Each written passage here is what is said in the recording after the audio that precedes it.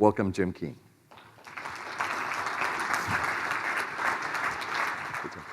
Thanks, Bob. All right, well, with that intro video, I'm a little worried. Bob was talking about wisdom. We saw some wise guys.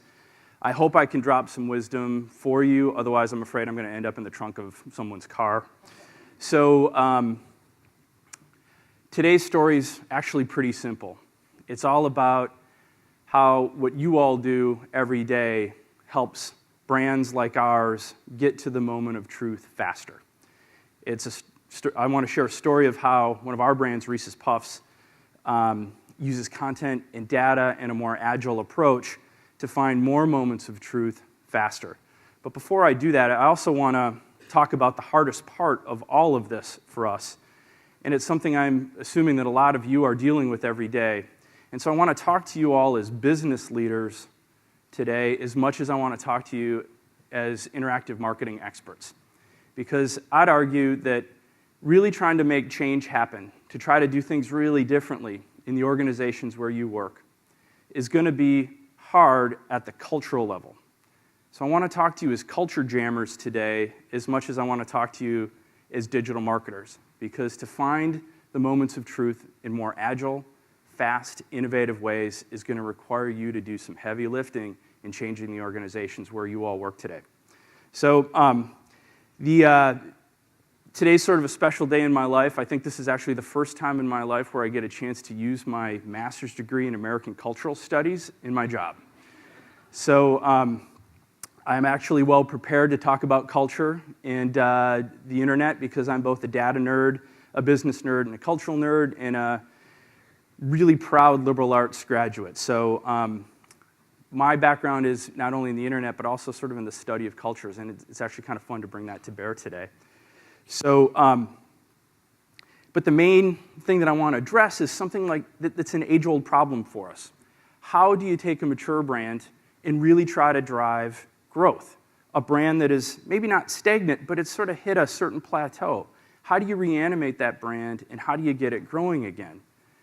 And the key in the execution is going to be what we all know how to do, which is to use digital marketing and to use data and content.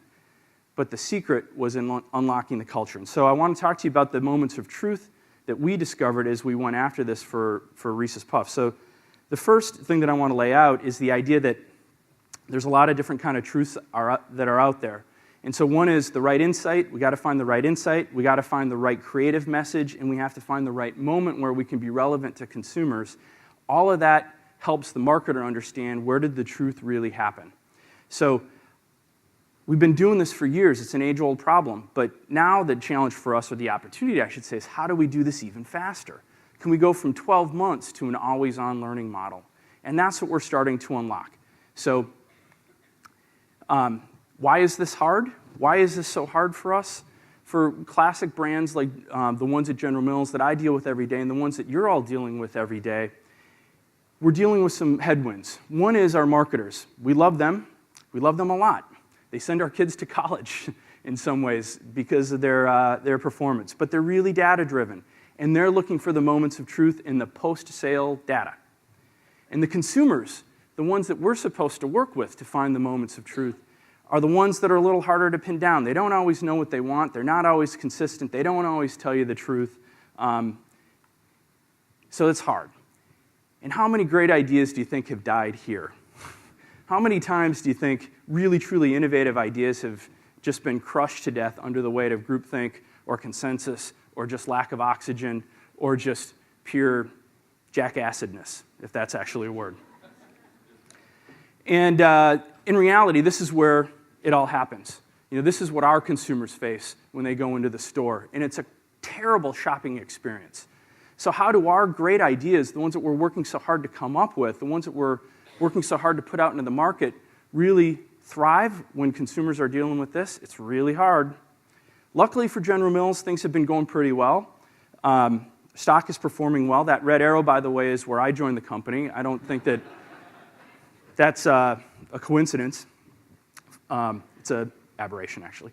So things are going pretty well for us, but we know that we can do better. We know that we can go faster. We know that we can get closer to our consumers. But it's hard. It's really hard. So I want to tell you our story of what we did to get there. We had to kind of go back to our roots. And we had to take a look at where we came from. And General Mills, for those of you that don't know, started a long time ago. It doesn't matter when, but we started out as a company that worked with the wheat farmers on the plains of Minnesota and North Dakota and South Dakota. We took their wheat and we ground it up and we went to the market with flour. And we did it really well. But the farmer was our archetype. That was the person that we served. And we started to take on their characteristics as we built our company. And so the things that defined the farmer really became indoctrinized or institutionalized in our culture. So we're a very rational culture. We're very gritty. We like to make sure that we're persevering. We think in annual cycles like crop cycles. We're conservative, and we're always really interested in leaving a legacy. That's sort of core to who our company is. Of course, we're modern. We've really been successful over the years. We're a global organization. We've got state-of-the-art technology, and we're really performance-oriented. But that sort of, well, let's take a look at this and let's wait and see kind of approach is still very deep inside of our organization. We still think in annual cycles. We're a great place to build your career. We've got phenomenal leaders, and we're really well loved by all of our employees, but we know that things can be better. And so over the last 10 years, as we've been working with digital marketing, we've been trying to weave it into our model. Our mindset was always, hey, it's digital marketing. These are some new tools to go after the same old problems that we've always been looking to solve, whether it's growth, whether it's awareness. And so we just started to tack on and bolt on digital marketing onto our stuff. And a lot of it was shit. Some of it was good. We've done some amazing things. But a lot of it was crap. And it really took a shift in mentality to help us rethink how we go at this. And it kind of went down to the core of who we are as a company in some ways. At the very least, who we are as marketers. So we switched the thinking from digital marketing to building brands in a networked world. This is something that I learned from a guy named Mark Comerford. He's a great speaker if you ever get a chance to see him at Hyper Island. He's really an enlightening guy. But that switch from digital marketing to brand building in a networked world was a real eye-opener for us. And it helped us realize that it's not just new tools for old problems, but it's whole new approaches to drive growth, whole new opportunities if you rethink the work that you're doing. So that switch in mentality, that change in mindset, has been a real lever for us to think differently. Because we're working in a very different world. The family unit's very different. There's an amazing array of technology that's changing every day. And as a global organization that's increasingly mobile, increasingly dealing with developing countries and trying to be relevant to a wide variety of people that are not white, upper middle class Lutherans from the suburbs of Minneapolis, we have to be better. Our creative has to be better. And this is a whole new set of consumers with a whole new set of truths for whom we have to be relevant in amazing ways. We're also realizing that those really sexy job offers that people used to get from their MBA programs to go work at General Mills and companies like General Mills to build your careers just aren't so sexy anymore. So we have to be a different kind of a culture to attract the best talent. It kind of led to our oh shit moment. You could call it sort of a moment of truth for us. It was our realization that we had to work a little bit differently. So we're switching up our archetype. We're switching up who we're organizing our mindset around. This is the kind of person that we're looking towards to look at the characteristics that we need to weave into our culture so that we can unlock the brand building model that is going to drive us to more insights, more truths, faster. This is something that Mark Zuckerberg did that I think we're all going to be grateful for in about 5 years. He's really sort of taken this word, I mean, he's the public face of this. A lot of people are doing it, but he's taken this word hacker and turning it into a positive thing. I'm not going to read all this to you, but he's in his letter to investors that went out with the prospectus for the Facebook IPO, he did a really amazing little note about his culture and the kind of company that he wanted to build. And he laid out a philosophy of a positive approach to hacking that we're going to completely rip off. It really boils down to this. As marketers, we have to really think about hacking our way to growth, hacking our way to quality, And for this conference, hacking our way to those moments of truth. So, as marketers, just like those coders, we should build something, put it out in the market, see if it works, make it better. When it's working, make it bigger, repeat again and again and again. Don't worry about being perfect. Don't suffocate your ideas in the conference room. Don't give in to the consensus of groupthink from your agencies. I love you, agencies, don't get me wrong. But just put it out in the market. Make more interaction. And this is one thing that we picked up from this, from Zuckerberg. Keep shipping. Keep making stuff. Keep putting it out there. Don't stop and wait for the cycle to end after 12 months.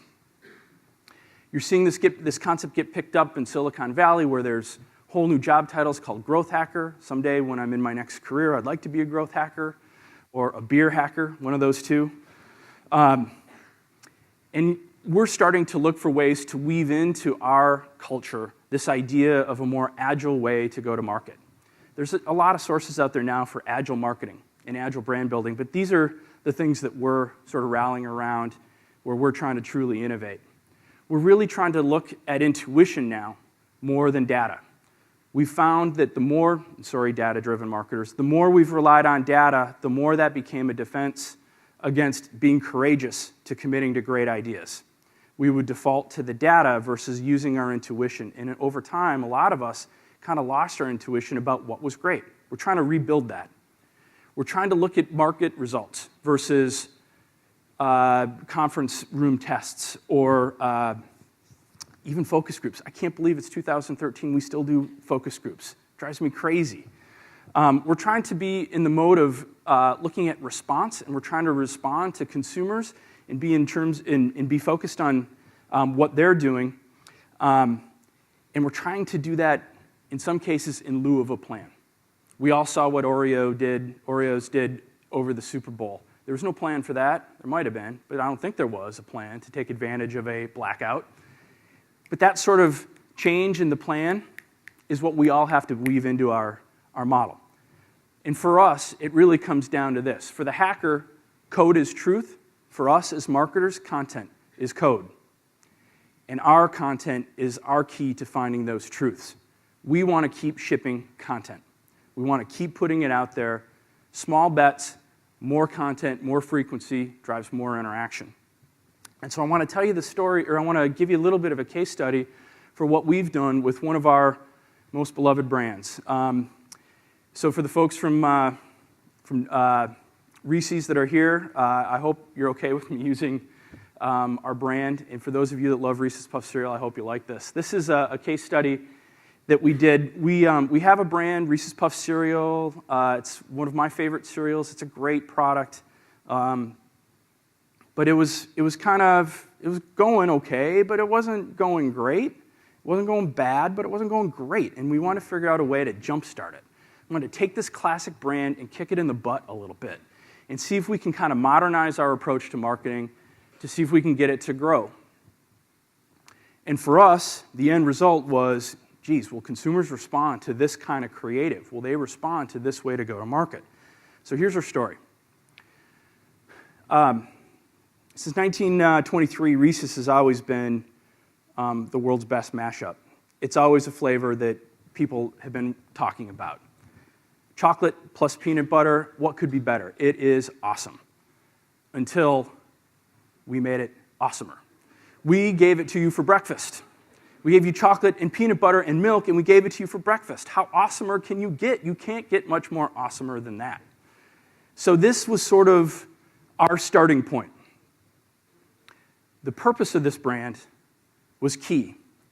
The purpose of this brand is to take awesome things, bring them together, and make them awesomer. Now, that sounds kind of dumb, but it was liberating for us. It gave us a whole new focus for how to create great creative, how to get great creative, and how to think differently about going to market. Since Reese's is the ultimate combination, we wanted to work with our fans to try to figure out where are there more great combinations. And ultimately, we wanted to celebrate perfect mashups just like Reese's Puffs. All in the service, by the way, marketers, of reminding people what a great combination this is, especially when it's for breakfast. So by celebrating great mashups, we're reminding people that this is a phenomenal mashup that you can have for breakfast in a bowl of cereal. The good news for us is that Reese's Puffs are already being mashed up in culture. If you do a scan, if you listen, if you pay attention, if you go look, people are taking this brand and they're doing amazing things with it. Whether putting them into videos or working them into memes or hacking on the brand a little bit, people love to do this with this brand.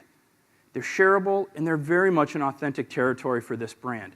So we knew we were onto something. We just needed to decide if we could move as fast as the culture was moving. As we looked, as we listened, as we started making content, as we interacted with our consumers, and we actually talked to them online, we realized that there's really 3 territories for us to play. One is trying to stay connected to the culture in a really relevant way. It's kind of like what Oreo did for the Super Bowl. We want to celebrate people that are taking it one step further or pushing the limits a little bit. And then we also want to really be the folks that are celebrating the creativity that is evident in the best mashups. These are places where we could play, and these are places where we can be relevant to consumers. And the real goal in all of this was to create enough content that we could see how people reacted to that content. We could watch their interactions. We could look at their data. We could use that data and our own intuition to determine whether we could be relevant to consumers in whole new ways. By putting the content out there, we could watch what happened, and then we could learn about how to build our brand. We had a pretty rich ecosystem that we built out over time. We were active in creation communities. We were actively supporting curators. We had a couple different channels of our own set up to distribute the content that we were making, and we put paid media behind all of this. And it all wove through a branded content hub. And here's just a couple examples. We use Facebook as our hub. Although we were on Tumblr and we were on YouTube, we used Facebook as the hub just because of all the data that could come out and all the interaction that could come out. We could see the results over time. It gave us much deeper insight into who these consumers were and where they came from and what was working. And we were finding that we were able to grow pretty well over time, and so we had momentum there, which is why we put the incremental efforts behind our Facebook platform. The content that got shared the most in Facebook, we then took and we published in our other touch points, all in an effort to determine if it worked here, will it work there? And if it didn't work, what can we learn about either the content or the consumers, all in the spirit of helping to power up the way that we would eventually go to market with this brand. We were doing things really fast. We were deciding on something at 10 in the morning, and we'd have it up by 2. Or we'd come up with an idea on Tuesday afternoon, and we'd have a video or an animation cut by Friday. The longest effort that we took was about a month-long effort to create a couple little animated shorts. And the total cost on those projects were less than $5,000. It just took some time. So it was high frequency, relatively low cost, relatively low fidelity content that we were putting out, all in the effort to try to get interaction with our consumers. Here's just a couple examples of the things that we put out there. Super simple. They're just idea boards, really. And we put them out into the system and to see how people would respond.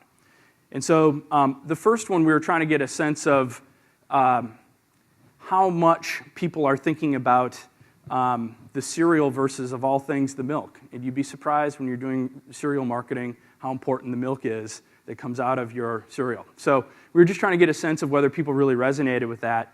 And then we had this idea with this one on the far right, we had this idea that we could do some things creatively about people that didn't get their Reese's Puffs. And we were thinking about, all right, is there a way to kind of work this into zombies? And we just wanted to see if that was a place where we could play. And so we did this little board, and it turns out that it didn't work out that well. So we decided to stop. No big deal. And here's just a couple other examples. You know, the car on the far right is an image that we found that we reached out to the guy that took it, and we said, can we use that? And he was thrilled. And then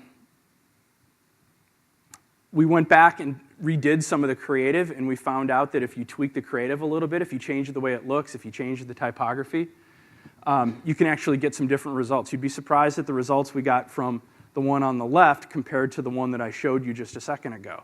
So this is us trying to be iterative in the creative direction, in the actual execution. And we went from almost no response in the first one, well, I should say middling response with the first one, to actually something that was pretty powerful on the one on the left. And then we did put paid media behind this. So we found the things that were working in our ecosystem, and we put real dollars behind it. We would use Facebook media to run acquisition ads on Facebook. We did some search. We did some banner buys. We did some paid advertising in Tumblr. We were among, I think, the first to do some advertising in Tumblr, primarily because what we had were content items, not ads. And so we put some paid media behind all of this to see what happened when people saw it. We put it out in front of them to see if they'd interact, to see if they'd react. And it turns out they did. We ran it for a little while. These were short burst efforts. These were not big, multi-$100,000 buys. These are efforts that we did over the course of a week in a super targeted way with very specific sets of content. We'd run 4 or 5 different iterations of the content, and we'd do it for a week, and we'd see what would happen. And we were sort of doing a multivariate test with the content over that little sprint, that media sprint.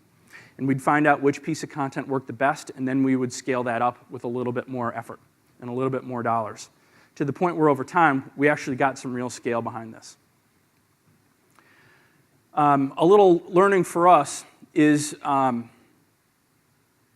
this is going to be something that will change, I think, the way that we think about our media model over time fairly significantly, is that when your content is good, people share it. That's kind of a big duh.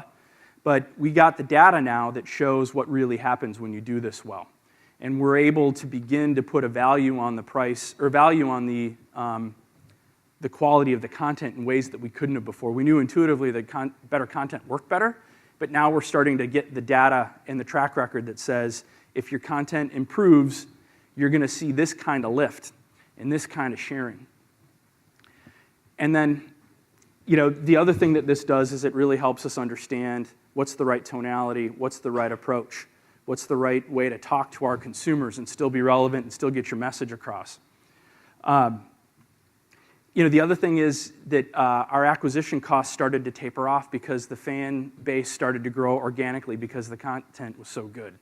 So we could dial back our acquisition costs, we could put that back into content, and by the end of this experiment, we had been focused more on an organic acquisition model through awesome content, more than a paid acquisition model. And so even in this little sprint, we were able to determine that we can begin making a move to more of an organic acquisition model. And it worked.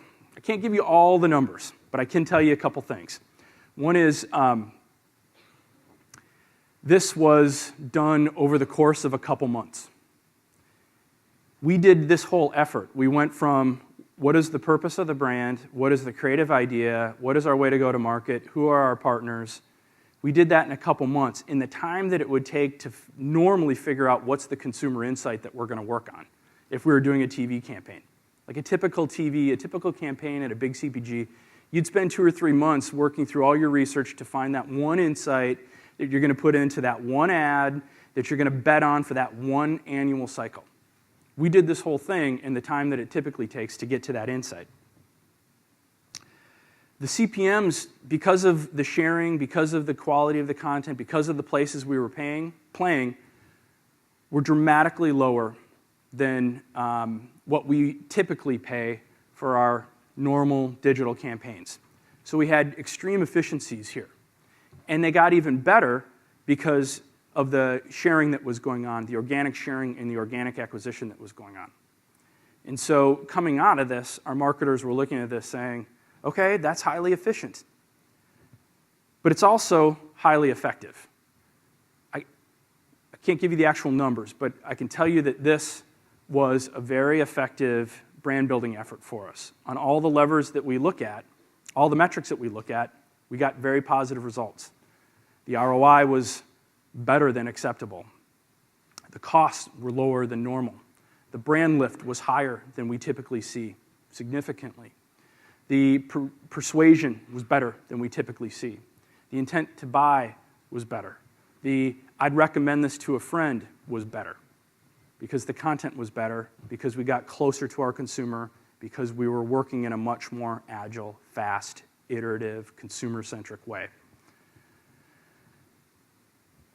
And then the kicker on all of this cost, the total cost of this effort, was less than the production of a TV spot. That's all in. That's agency fee, that's creative production, that's the paid media behind it, that's our time. This costs less than it typically takes us to make one TV spot.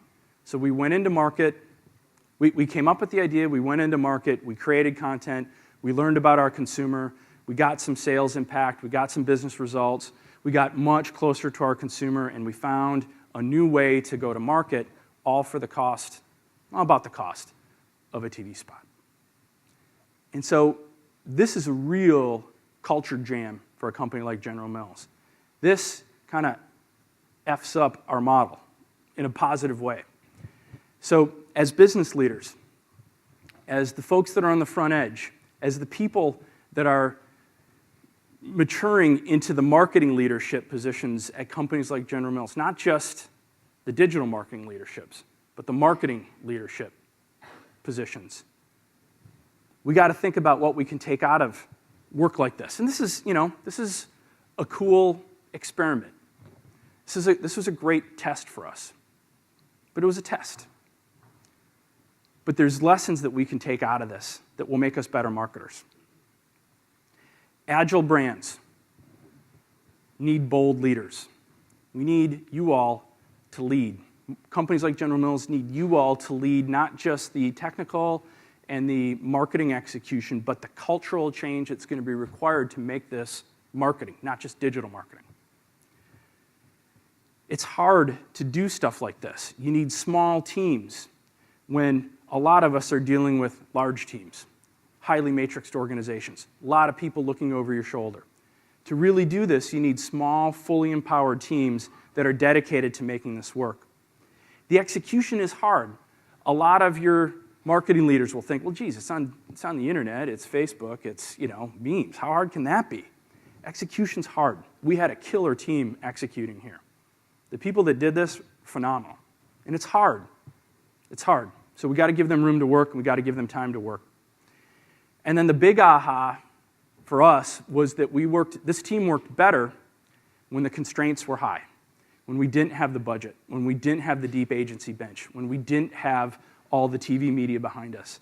We had to be more creative. We had to be more innovative. We had to try things that you couldn't fall back on. I mean, that the typical marketer can fall back on. We had to do things differently because we didn't have the resources. And all of that is emotionally difficult when marketers are used to having a ton of support. It's like, okay, no, you're on your own, dude. You got to figure this out. You have to be courageous, bold marketers to work like this. So all of those are difficult cultural changes that we need to drive. But I'd suggest that there's a path to growth here.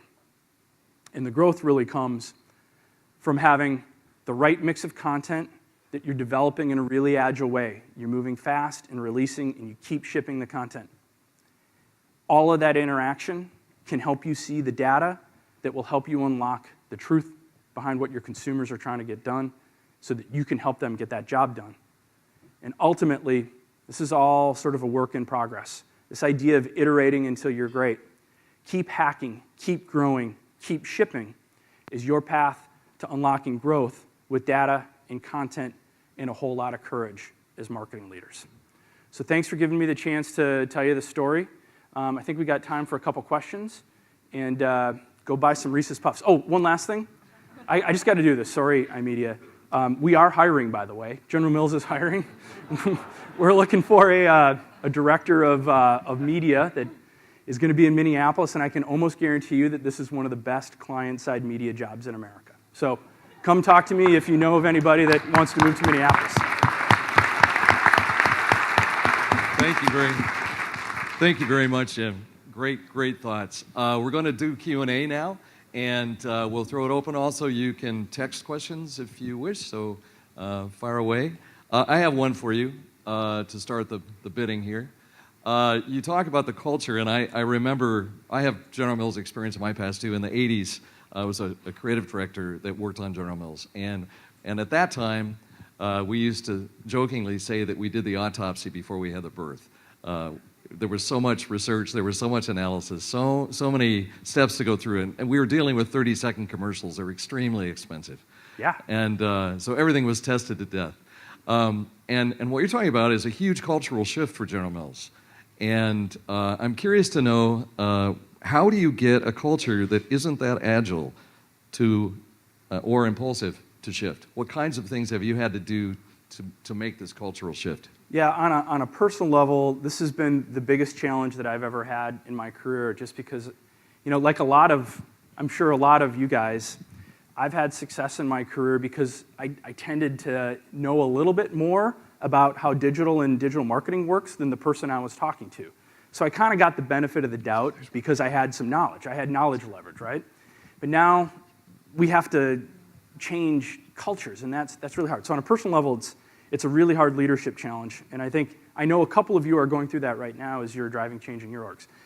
What we're finding is that it's good to have some competitors that are better than we are. I got a sort of a straight shot last night from one of this good audience telling us that we sucked, pretty much. And that's good. It's good to take that back to the organization and say, you know what? We're an arrogant organization. We have to be cognizant that we have to change. So that urgency comes from being aware that you're not the best. Second, we got to have really great experiments that have worked. We're an organization, like I'm sure all of yours are. If you see something working over here, a lot of people will go do it. So we had to find a little bit of success, and then we're going to build off of that success. And then lastly, it's taking that historical view. One of the benefits of being sort of an organization that comes from agrarian roots is you think in generations. And we know that what is happening with the consumers is going to require us to change. So we're thinking about how do we really be good stewards of these brands and good stewards for our shareholders. And it requires sort of generational thinking.